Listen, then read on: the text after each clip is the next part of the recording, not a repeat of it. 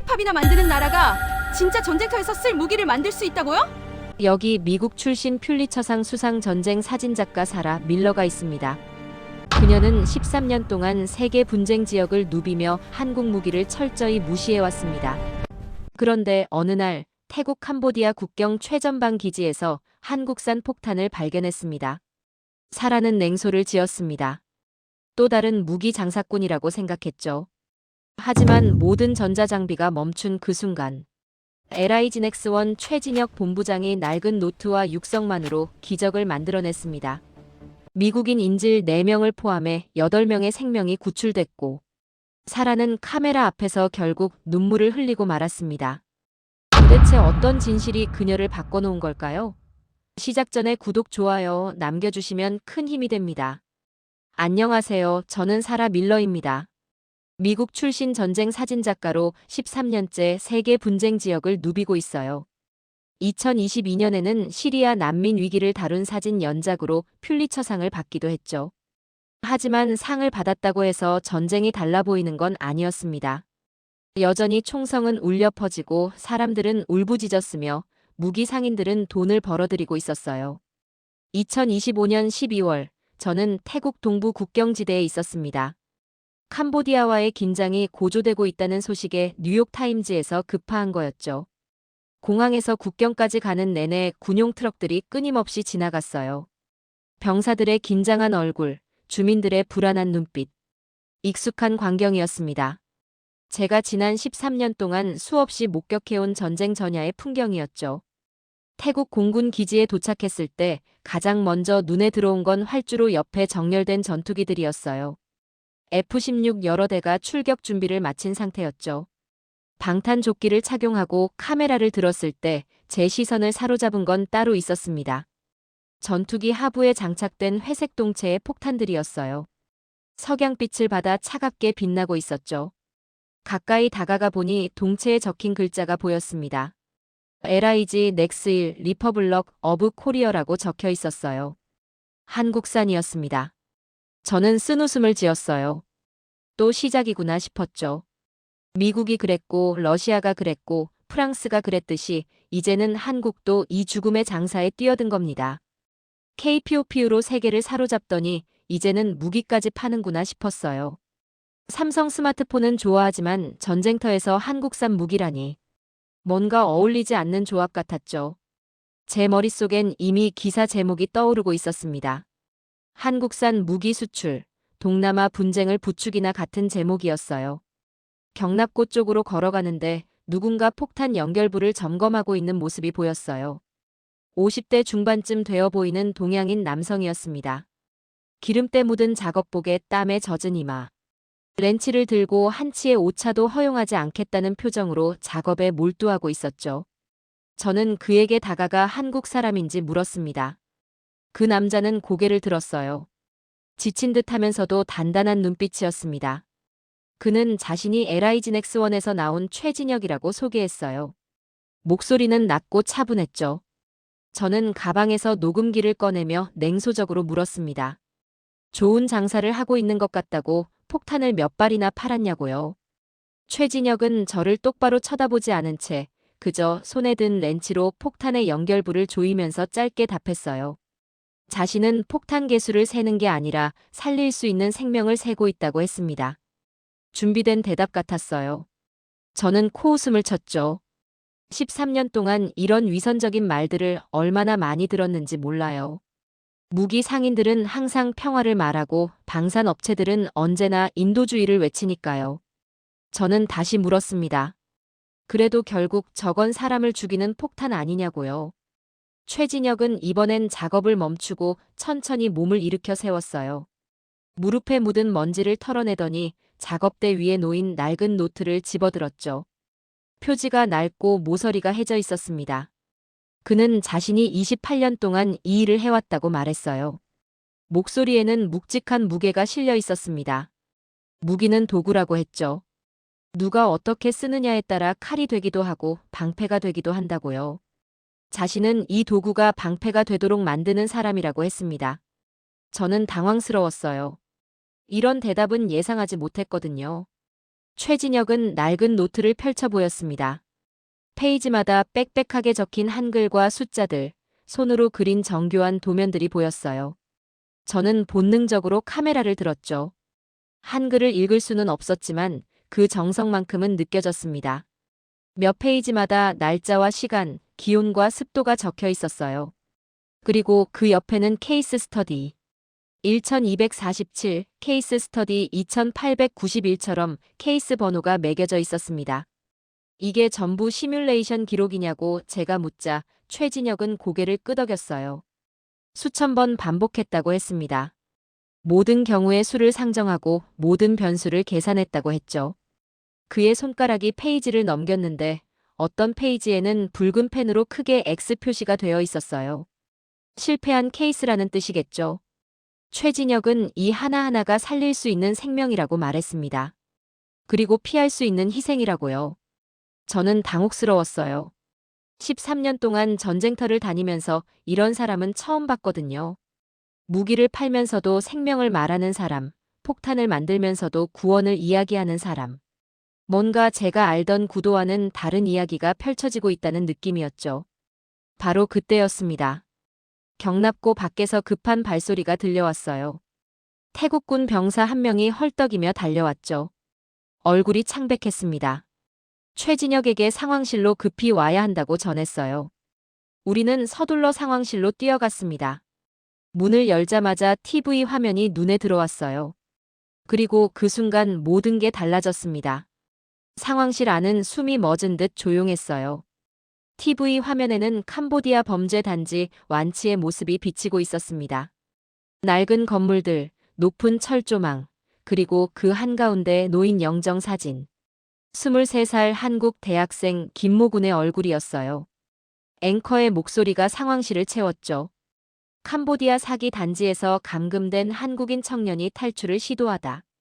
조직원들에게 붙잡혀 고문 끝에 사망했다고 했습니다. 그 뒤에 말은 들리지 않았어요. 상황실에 있던 모든 사람들의 얼굴이 굳어졌거든요. 태국군 장교들, 기술진들, 그리고 최진혁. 저는 최진혁을 바라봤습니다. 그의 손이 미세하게 떨리고 있었어요. 주먹을 꽉 쥐었다 폈다를 반복했죠. 입술을 깨물고 있었는데 그 입술이 하얗게 질려 있었습니다. TV에서는 계속 보도가 이어졌어요. 완치 단지에는 여전히 수백 명의 젊은이들이 갇혀 있다고 했습니다. 한국인만이 아니었어요. 태국, 베트남, 말레이시아, 동남아시아 전역에서 일자리를 찾아온 청년들이 사기 조직의 노예가 되어 있었죠. 그리고 화면에 새로운 정보가 떴습니다. 미국 NGO 활동가 4명도 그곳에 감금되어 있다는 소식이었어요. 제 가슴이 철렁 내려앉았습니다. 미국인이었어요. 제 동포들이었죠. 평화봉사단에서 활동하던 젊은이들이 캄보디아 국경 지역에서 실종됐다가 그 범죄 단지에 갇혀 있다는 게 확인된 거였습니다. 에밀리라는 26살 여성, 제이콥이라는 29살 남성, 그리고 2명의 젊은 활동가들. 화면에 그들의 얼굴이 떴어요. 상황실 한쪽에서 태국 공군 정보장교가 다가왔습니다. 나린 대령이라고 자신을 소개했어요. 50대 초반쯤 되어 보이는 군인이었죠. 그의 눈가에는 피로가 깊게 배어 있었습니다. 나린 대령이 말했어요. 우리 태국 청년들도 60명이 저곳에 있다고 했습니다.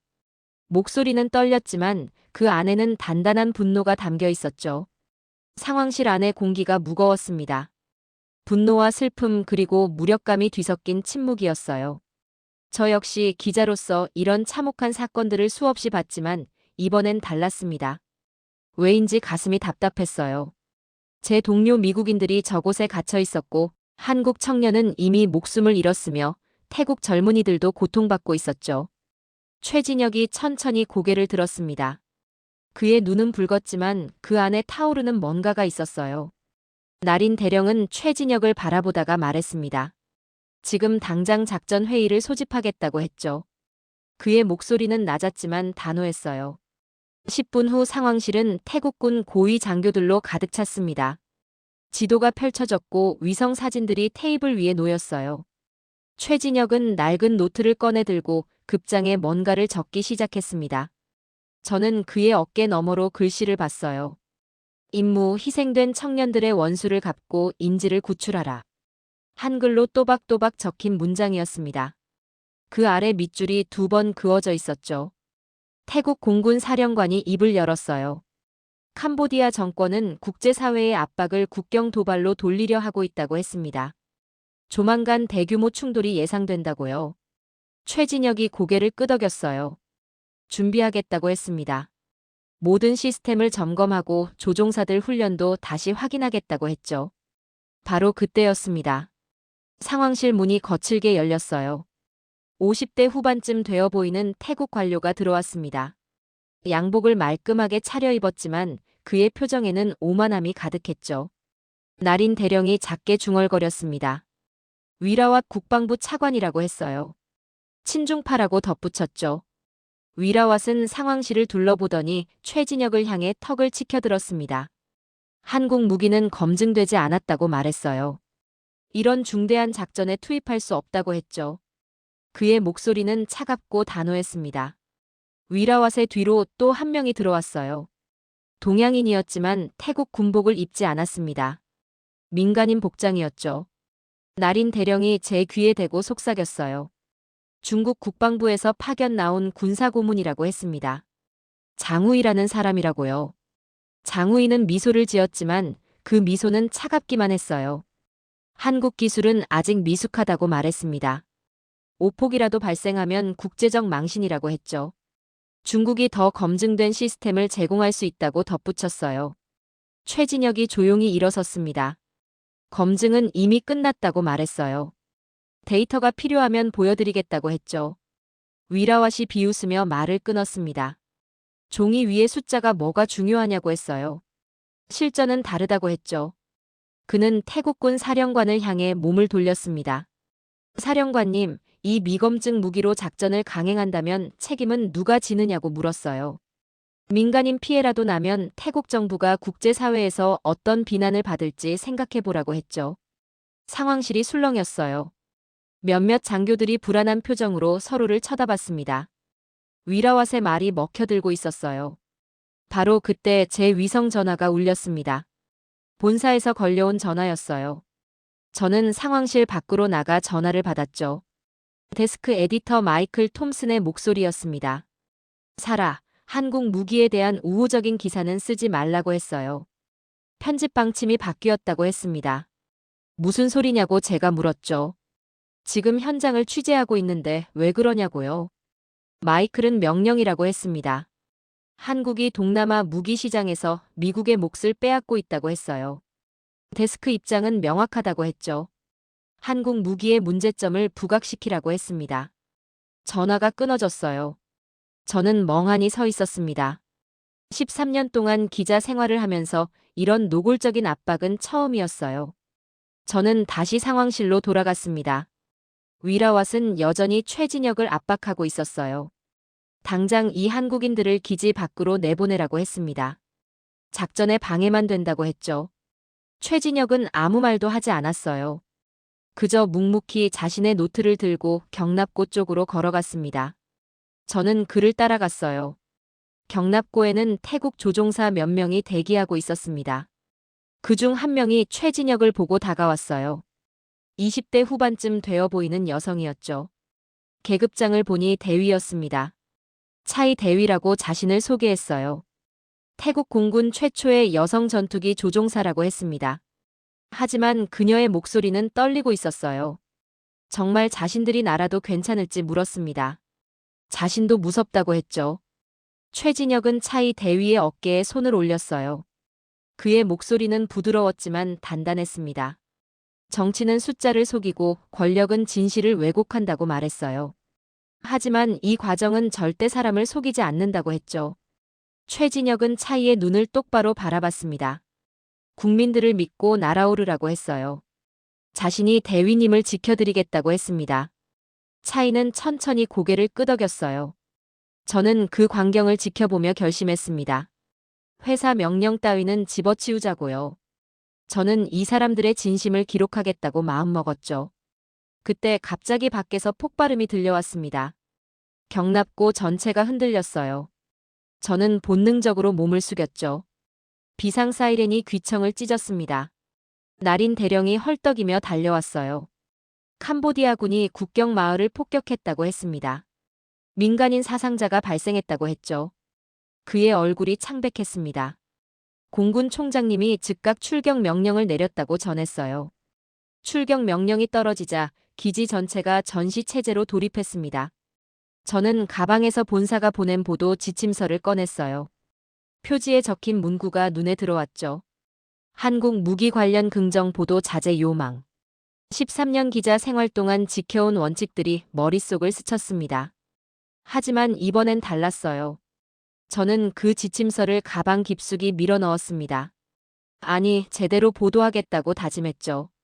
최진혁과 나린, 그리고 차이의 얼굴이 떠올랐습니다. 저들의 진심을, 저들의 각오를 외면할 수는 없었어요. 활주로 쪽에는 F-16 전투기들이 일렬로 대기하고 있었습니다. 정비병들이 분주하게 움직이며 최종 점검을 마쳤죠. 그리고 각 기체 하부에는 회색 동체의 KGBOMB가 장착되어 있었어요. 최진혁은 작업복 차림으로 각 전투기를 돌아다니며 점검했습니다. 손전등으로 연결부를 비추고 직접 손으로 체결 상태를 확인했죠. 한치의 오차도 허용하지 않는 표정이었어요. 저는 그 뒤를 따라다니며 카메라를 들었습니다. 이제 저는 냉소적인 관찰자가 아니었어요. 이 순간을 기록할 유일한 증인이 되기로 결심했죠. 차이 대위가 헬멧을 쓰고 전투기에 올랐습니다. 최진혁이 그녀에게 다가가 조용히 말했어요. 대위님, 제 목소리를 기억하라고 했습니다. 하늘에서 길을 잃으시면 자신이 불러드리겠다고 했죠.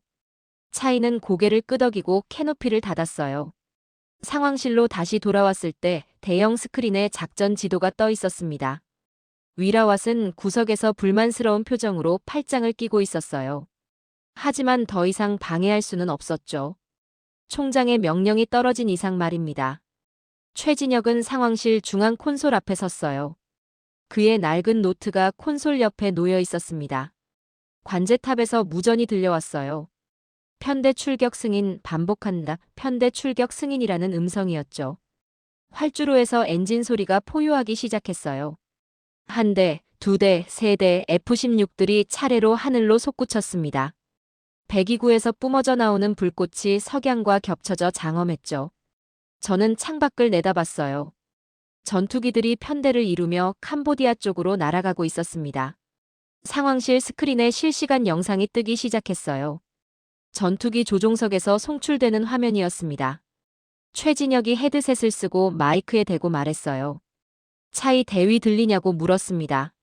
네, 최 본부장님 또렷이 들린다는 차이의 목소리가 무전기를 타고 흘러나왔어요.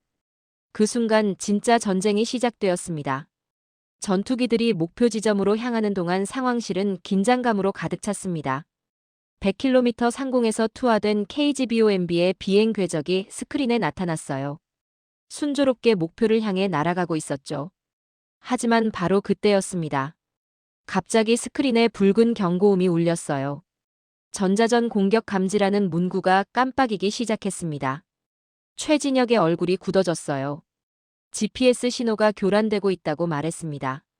중국산 전자전 장비라고 했죠. 강력한 재민 공격이 시작됐다고 했어요. 상황실 스크린의 유도, 신호 그래프가 미친 듯이 요동쳤습니다. 하늘 위 차이 대위의 무전이 들려왔습니다. 본부 유도 신호가 끊겼다고 했어요. 반복한다 신호가 끊겼다고 했죠. 무전이 잡음에 묻혔습니다. 상황실의 모든 모니터가 지지직거리기 시작했어요. 태국군 장교들의 얼굴이 창백하게 변했습니다. 유도 신호가 끝인다는 건 폭탄이 제어 불능 상태가 된다는 뜻이었죠. 위라왓이 기다렸다는 듯 비웃었어요. 받느냐고 했습니다. 중국 기술 앞에선 한국 따위는 아무것도 아니라고 했죠. 하지만 아직 끝나지 않았습니다. 최진혁이 그의 말을 끊었어요. 침착하게 키보드를 두드렸습니다. 손이 전혀 떨리지 않았어요. 항제밍 모드로 전환한다고 말했습니다. 콘솔 화면에 한글로 된 알고리즘 코드가 빠르게 스크롤됐어요. 저는 한글을 읽을 수 없었지만 그 속도와 정교함만으로도 이게 보통 기술이 아니라는 걸 느낄 수 있었습니다. 상황실 한쪽에서 ADD 소속이라고 밝힌 젊은 여성이 다가왔어요. 유나나 연구원이라고 자신을 소개했습니다. 33쯤 되어 보였죠. 유나나가 제 옆에서 조용히 말했습니다. 이건 미국 매뉴얼에도 없는 거라고 했어요. 한국만의 독자 기술이라고 했습니다. 적의 재밍 주파수를 역으로 분석해서 회피하는 알고리즘이라고 설명했죠. 메인 스크린에 다시 영상이 떴습니다. 100km 상공에서 투하된 KGBOMB의 비행 궤적이었어요. 적의 전자전 공격을 나타내는 붉은 파동이 폭탄 주변을 둘러싸고 있었습니다. 하지만 놀라운 일이 벌어졌어요. KGBOMB가 마치 살아있는 생명체처럼 움직이기 시작한 겁니다. 붉은 파동을 피해 좌우로 미세하게 궤적을 수정했어요. 유연하게, 하지만 정확하게요. 저게 가능한 일이냐고 태국 사령관이 중얼거렸습니다. 저 역시 입을 다물 수 없었어요. 폭탄은 계속 날아갔습니다.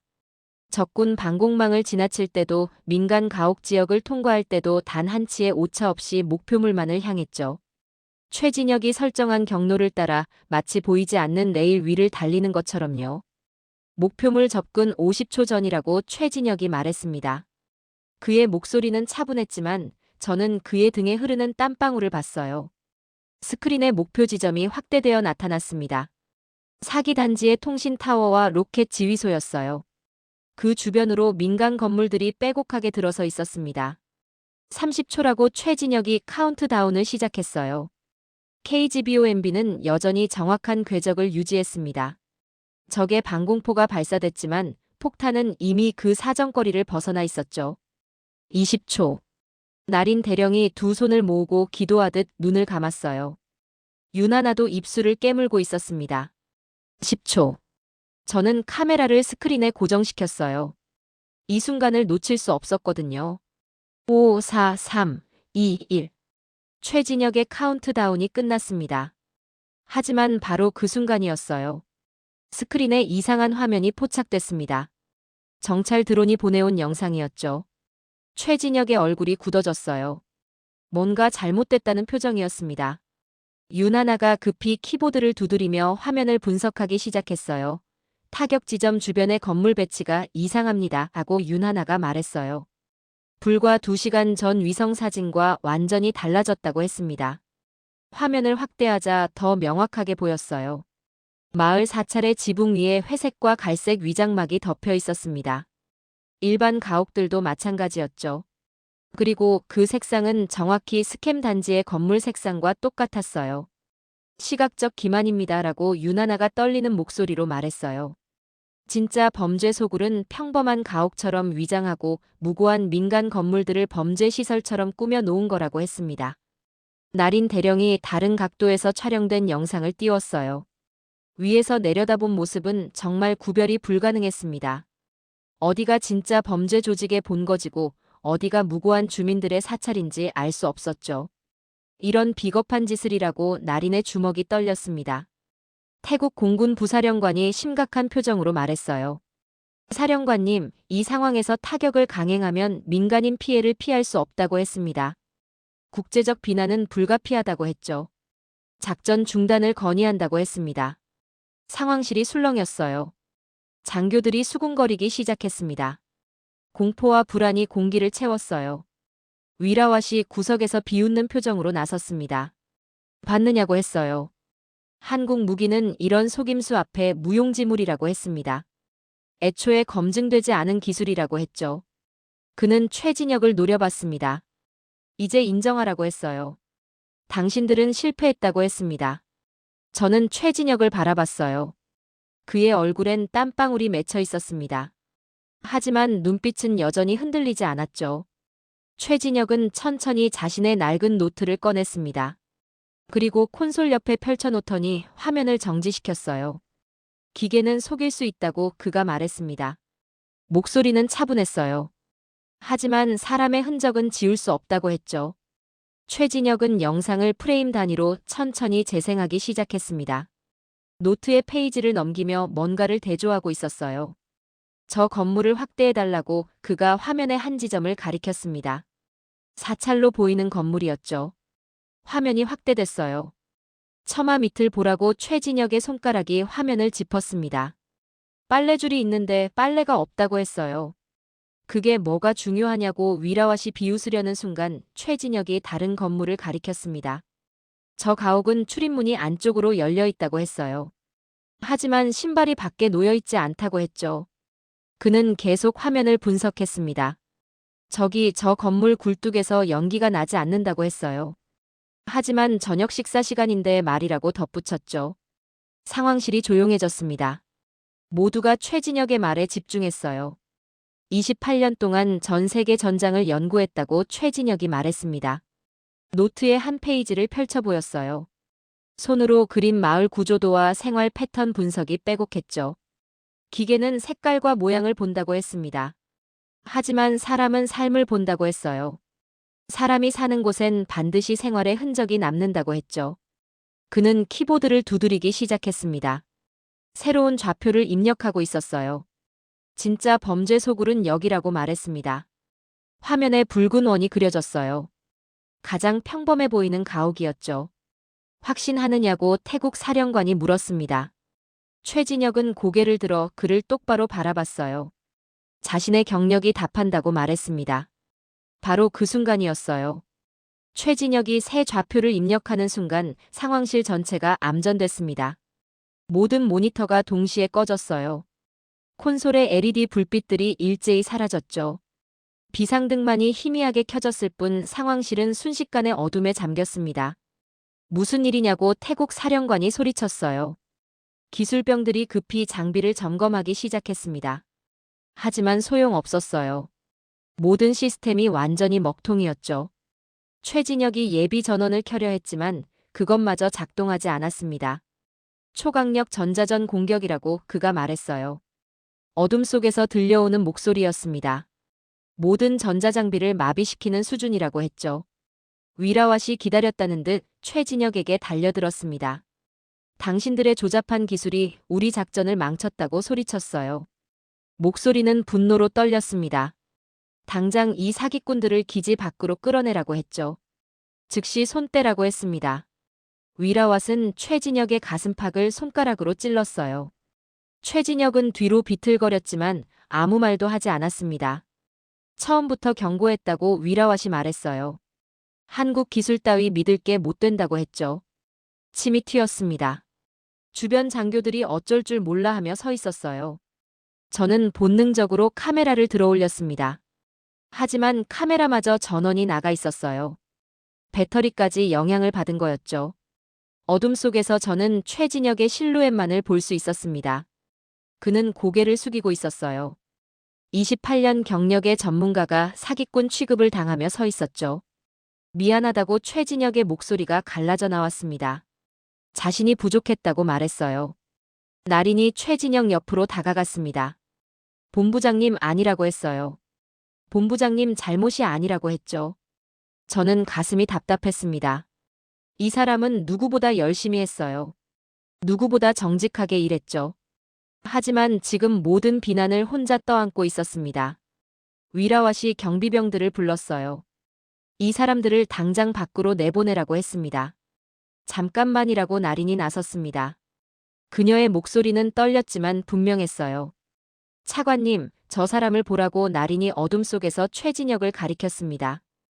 28년을 현장에서 보낸 사람이라고 했어요. 그가 사기꾼이라면 이 세상에 정직한 사람은 없는 거라고 했죠. 위라왓이 그녀를 노려봤지만 나린은 물러서지 않았습니다. 그때였어요. 희미한 비상등 아래에서 최진혁의 손이 보였습니다. 그의 손은 무언가를 꽉 쥐고 있었어요. 낡은 노트였습니다. 최진혁은 천천히 노트를 펼쳤어요. 비상등 빛을 받아 손으로 쓴 좌표들이 희미하게 보였죠. 기계는 멈췄다고 그가 말했습니다. 이번엔 목소리가 달랐어요. 떨림이 없었죠. 하지만 제 기억은 살아있다고 했습니다. 제 기록도 남아있다고 했어요. 최진혁은 노트의 페이지를 넘겼어요. 28년간 적어온 수만 개의 좌표들, 수만 번의 시뮬레이션들이 빼곡했습니다. 전자장비가 없어도 자신은 길을 안다고 말했어요. 그는 고개를 들어 천장을 바라봤습니다. 하늘 위 어딘가에서 차이 대위가 길을 잃고 헤매고 있을 거라고 했죠. 최진혁이 비상통신 장비 쪽으로 걸어갔습니다. 그건 완전히 아날로그 방식의 구식 무전기였어요. 전자전 공격에 영향을 받지 않는 장비였죠. 최진혁은 무전기를 켰습니다. 지지직 소리가 들렸어요. 차이 대위 들리느냐고 그가 물었습니다. 목소리가 어둠을 뚫고 나갔어요. 무전기에서 잡음 섞인 목소리가 들려왔습니다. 본부장님 지금 완전히 길을 잃었다고 차이 대위가 말했어요. 끊어지고 떨리는 음성이었죠. 제 가슴이 철렁 내려앉았습니다. 최진혁은 무전기를 꽉 쥐었어요. 손마디가 하얗게 질릴 정도였죠. 대위님, 제 목소리 들리느냐고 물었습니다. 침착하라고 했어요. 그의 목소리는 떨렸습니다. 하지만 포기하지 않았어요. 지금부터 기계는 잊으라고 했습니다. 모든 계기판을 보지 말라고 했죠. 차이의 무전이 다시 들려왔어요. 하지만 본부장님, 저는 아무것도 보이지 않는다고 했습니다. 괜찮다고 최진혁의 목소리가 점점 단단해졌어요. 제 목소리만 믿으라고 했습니다. 지금부터 자신이 대위님의 눈이 되어드리겠다고 했죠. 저는 어둠 속에서 이 광경을 지켜보고 있었어요. 소름이 돋았습니다. 최첨단 전자장비가 가득한 전쟁터에서 모든 시스템이 멈춘 이 순간 오직 사람과 사람의 신뢰만이 유일한 항로가 된 거였죠. 최진혁은 낡은 노트를 펼쳤습니다. 비상등의 희미한 불빛 아래에서 좌표를 읽어내렸어요. 현재 고도 7,000m, 속도 600노트로 추정된다고 했습니다. 제 말이 맞느냐고 물었죠. 맞다고 차이가 대답했어요. 어떻게 아느냐고 물었습니다. 자신이 시뮬레이션한 횟수가 5만 번이 넘는다고 최진혁이 말했어요. 대위님의 비행 패턴도 안다고 했습니다. 지금 대위님의 위치를 정확히 알고 있다고 했죠. 최진혁의 목소리에 확신이 실렸어요. 그는 노트의 페이지를 넘겼습니다. 손으로 그린 지도와 비행 경로들이 빼곡했죠. 지금부터 제 지시를 따르라고 말했습니다. 시 방향으로 기술을 돌리라고 했어요. 천천히 10도씩만이라고 했죠. 하늘 위에서 차이의 숨소리가 들렸습니다. 거칠고 불안정했어요. 본부장님 무섭다고 말했습니다. 저도 무섭다고 최진혁의 목소리가 갈라졌어요. 하지만 우리가 지금 포기하면 저 아래 갇혀있는 국민들은 어떻게 되느냐고 물었습니다. 그의 손이 떨렸어요. 저는 그 떨림을 똑똑히 봤습니다. 23살의 고문당해 죽은 우리 청년을 기억하느냐고 물었어요. 아직도 저곳에 갇혀있는 태국 아이들과 미국 활동가들을 생각해보라고 했죠. 최진혁의 눈에 눈물이 맺혔습니다. 그는 노트를 꽉 쥐고 무전기에 대고 말했어요. 대위님, 제가 28년 동안 고독하게 지켜온 이 순간이 저 국민들을 구할 마지막 희망이라고 했습니다. 우리가 해내야 한다고 했죠.